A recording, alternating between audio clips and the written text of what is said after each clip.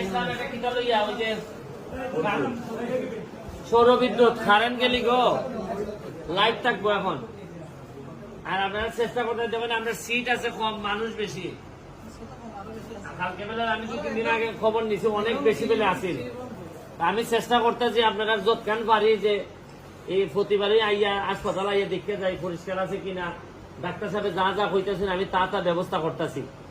এই যে সৌর বিদ্যুৎ আনছি, এখন আইপিএস আনবো যাতে গরমে আপনারা কষ্ট না পান, এরপরে হাসপাতালের ওষুধ যাতে ঠিক মতো থাকে, আর খানি যাতে দিতে পারে, কারণ সিট অনুযায়ী খানি দিলে দেখা যায় মানুষ ডাল্লা খানি বাক করে দেওয়ার লাগে। আমরা তো সব এখনো কাবা করতাম পারতাছি না।